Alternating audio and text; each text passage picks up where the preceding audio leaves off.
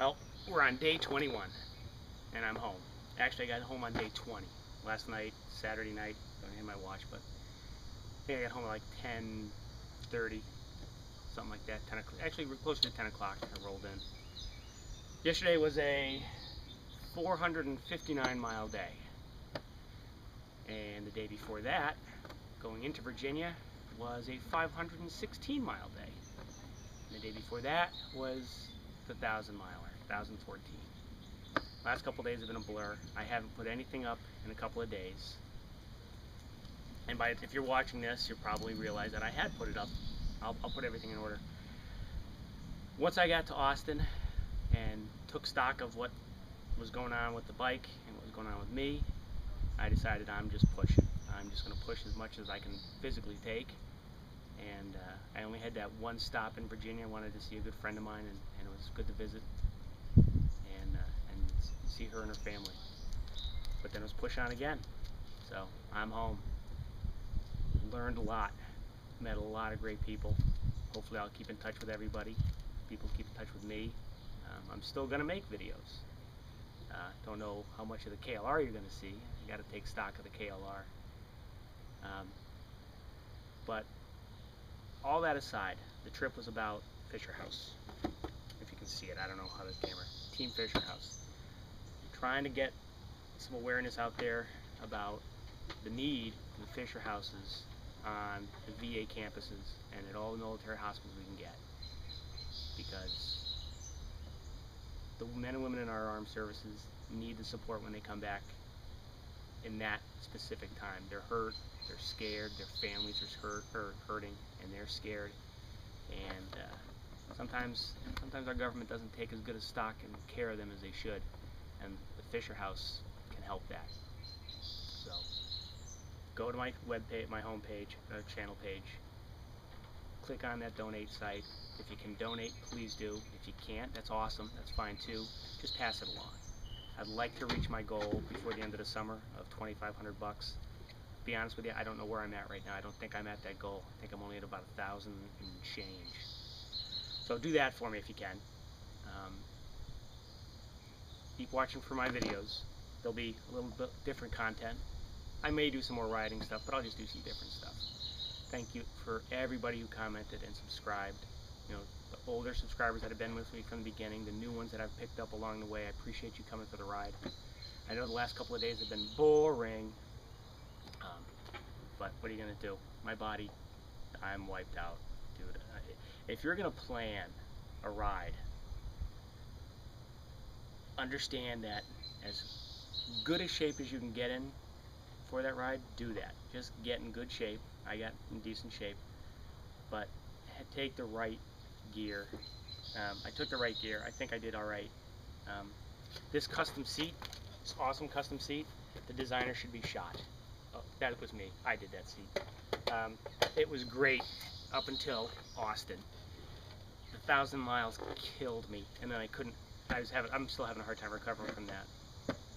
My ass is killing me. And the bike itself, riding the way I did, this isn't for everybody, riding this bike the way I did, I wish I had a bigger bike.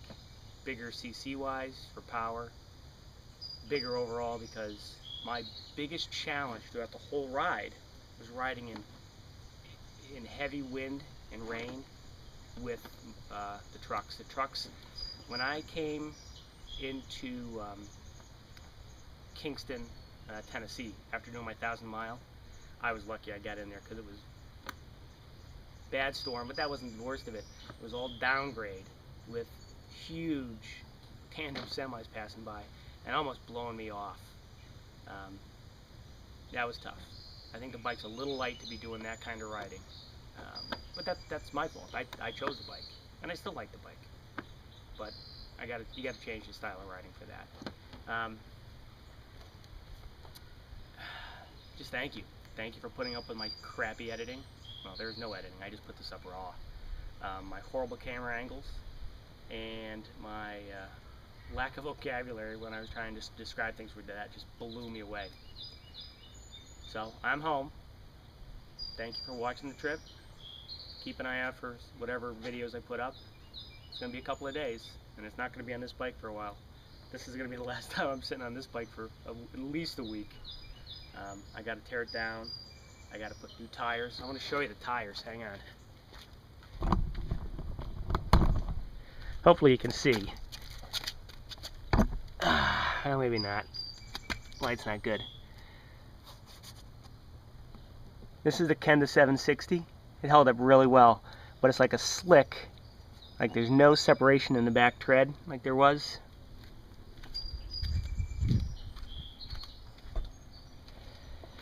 Front tire, which has got,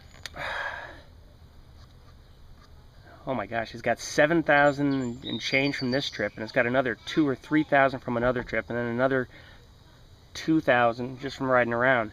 But it's cupping. It's like, it's weird. It's dry rotting, just because that's probably high temp, and it's got weird wear, really weird wear. It's got like a bump right here in the center of all the center knobbies. But if you can see that, great. If not, I'm sorry, bad camera angle. Chain held up good. I got to take that off and just soak it. Big issue. Let's see if you can notice it. Ready? Blowing lots of oil. So we got that to deal with. But I don't know if we're going to keep her. I may just get rid of her and bring my BMW up from Florida and start putting that back together.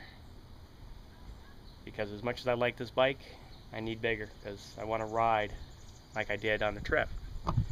And that means putting lots of miles a day on the bike.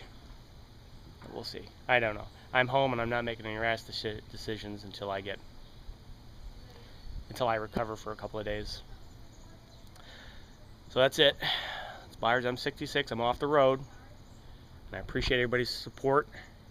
And keep the comments coming. Now that I'm home, I can be on YouTube every day, checking out everything. And all the posts will go up. I will make a playlist so that you guys can like follow it sequentially. But that's going to be a couple days coming. So thanks a lot, and it's good to be home.